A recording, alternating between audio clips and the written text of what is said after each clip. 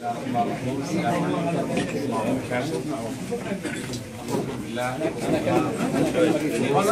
يا جماعه بس يا شباب اسمع. اخوكم في الله مصطفى تميم عبد الدايم، مدير عام شركه الان واحد للدعايه والاعلان وتنظيم المعارض والانتاج الاعلامي والتلفزيوني والتوزيع، و مستشار اعلامي في وزاره الصحه ومستشار اعلامي في وزاره الحرس الوطني. وتشرفت بالعمل مع الاستاذ معتز الماحي قبل سنتين تقريبا، بس حاب اعطيكم خلفيات النجاح هذا، كيف كان هذا الرجل ما قبل وما بعد. وابدا حديثي بسم الله الرحمن الرحيم. قال سبحانه وتعالى: اقرا باسم ربك الذي خلق، خلق الانسان من علق، اقرا وربك الاكرم الذي علم بالقلم، علم الانسان ما لم يعلم.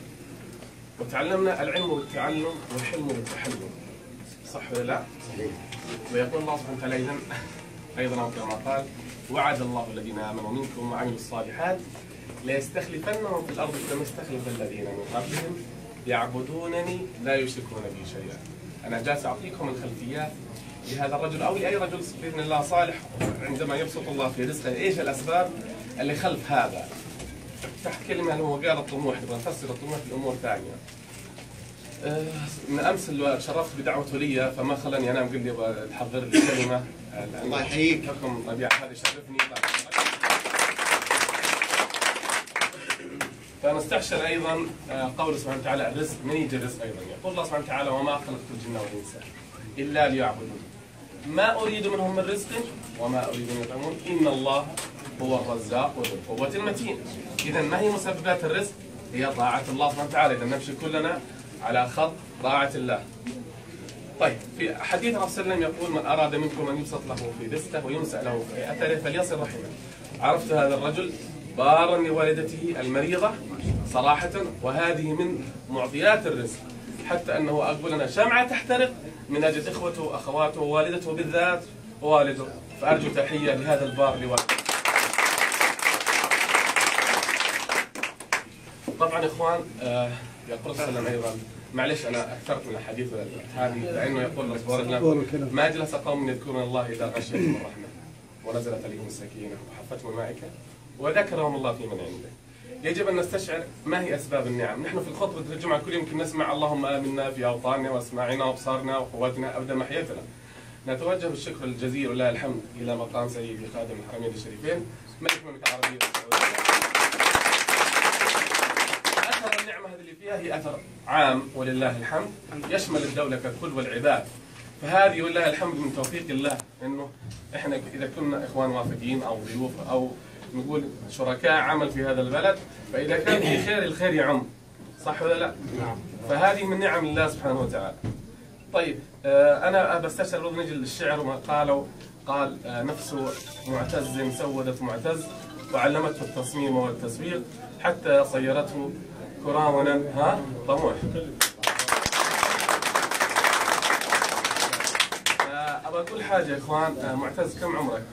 42 سنة. أنا عرفته قبل سنتين، يعني كان عمره 40.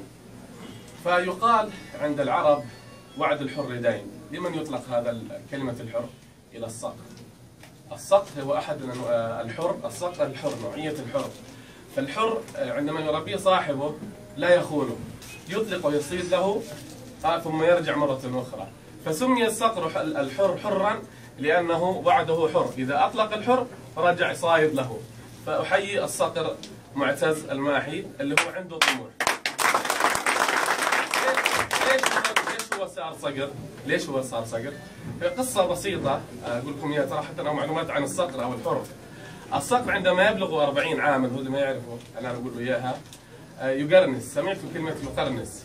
فالصقر عندما يبلغ 40 سنة ينفض ريشه ويجلس فيه كذا في جحره أو في عش تبعه، فينفض ريشه كلياته. إما أنه يستعد للموت، أو أنه الله يبث فيه الروح والحياة والانطلاق من جديد ويتزوج عروس جديد، بس إن شاء الله ما يتزوج على زوجته. فينطلق ويعيش سبحان الله العظيم 40 سنة أخرى.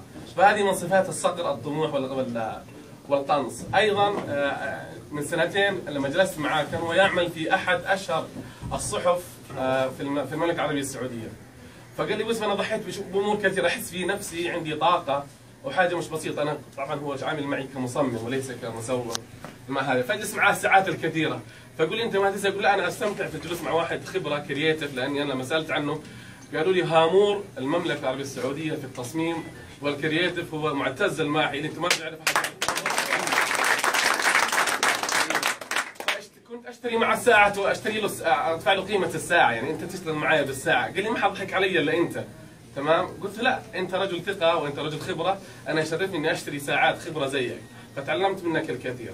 فيقول لي بوسام انا تركت عملي الكبير في الجريده هذه وانا كنت وصلت الى درجه كبيره جدا، لكن طلقت هذا كله. قلت له ليش؟ قال لي احس حاجه عندي ابغى اسويها، ابغى انطلق، داير انطلق كذا. هي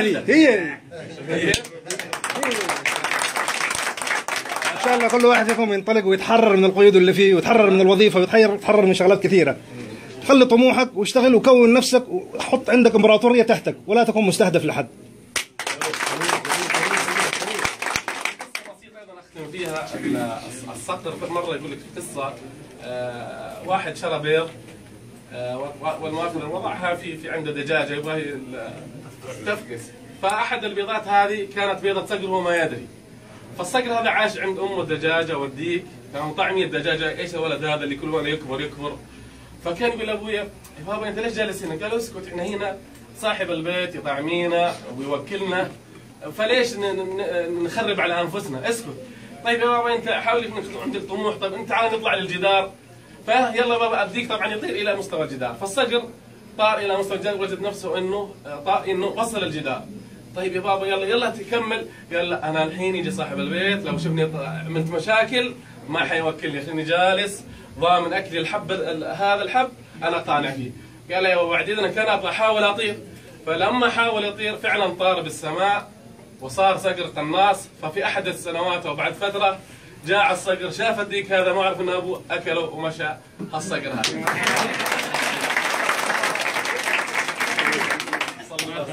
تحية دنمارك انترناشونال كلاب 1 2 3 جو. Again please, again 1 2 3 go.